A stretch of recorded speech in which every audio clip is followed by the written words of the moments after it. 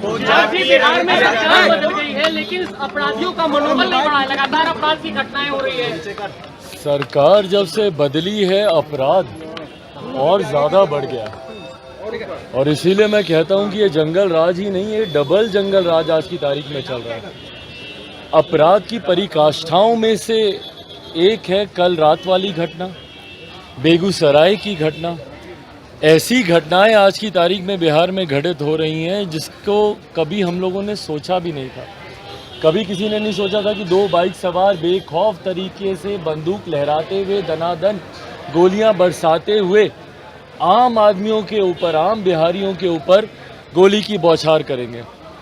हम लोगों ने कभी नहीं सोचा था कि ये हॉस्टल जहाँ पे बेहतर भविष्य की कल्पना के साथ बच्चे रहते हैं, जो अपने पठन पाठन में व्यस्त रहते हैं, उनके ऊपर कुछ असामाजिक तत्व बाहर से आकर इस तरीके से गोली चला देंगे। और इन सब के बीच कहाँ है प्रशासन तंत्र?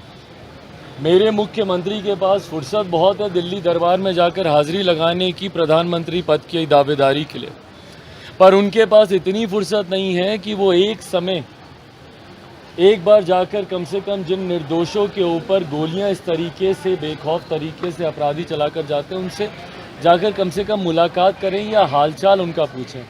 और इतने दिनों में कानून व्यवस्था बेहतर हो, इसके ऊपर मुख्यमंत्री नीतीश कुमार जी ने क्या काम किया भाई? इसीलिए हम लोग बार बार आग्रह कर रहे हैं कि अगर मुख्यमंत्री जी से बिहार नहीं संभलता तो उन्हें इस्तीफा दे देना चाहिए। और अब मैं महामहिम राज्यपाल से आग्रह करूंगा, कल रात जिस तरीके से हॉस्टल में ये घटना घटी है, मैं महामहिम राज्यपाल से आग्रह करूंगा कि इन घटनाओं का संज्ञान वो स्वयं लें और बिहार में राष्ट्रपति शासन लागू करने की सिफारिश केंद्र सरकार से करें। जो अराजक माहौल बिहार में बन गया है, बिहार के मुख्यमंत्री जो प्रदेश के गृह मंत्री हैं, उनसे अब संभव नहीं है बिहार संभलना। तो ऐसे में बिहार में राष्ट्रपति शासन लगाना ही एकमात्र विकल्प बच गया है अगर बिहारियों को सुरक्षित रखना है।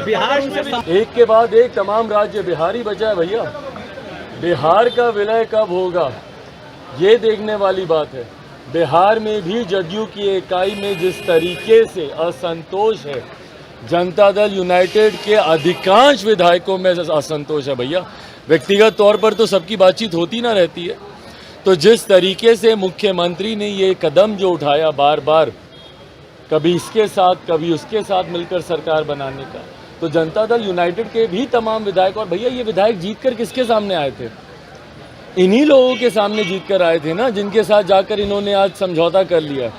जितने विधायक इनके जीते या जो विधायक इनके हारे, जो प्रत्याशी इनके चुनाव हारे, वो राजद के सामने ही चुनाव लड़ रहे थे, कांग्रेस के सामने ही चुनाव लड़ रहे थे।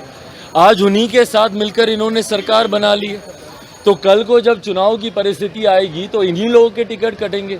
तो ये असंतोष तो जनता दल यूनाइटेड की बिहार राज्य की इकाई में भी बहुत ज़्यादा है।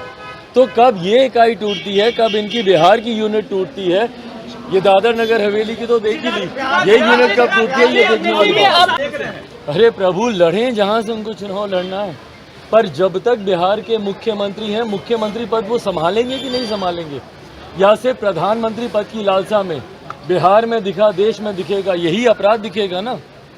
देश को क्या करना चाहते हैं? ये अपराध का गढ़ बनाना चाहते हैं, भ्रष्टाचार का अड्डा देश को बना देना चाहते हैं, क्या करना चाहते हैं मुख्यमंत्री?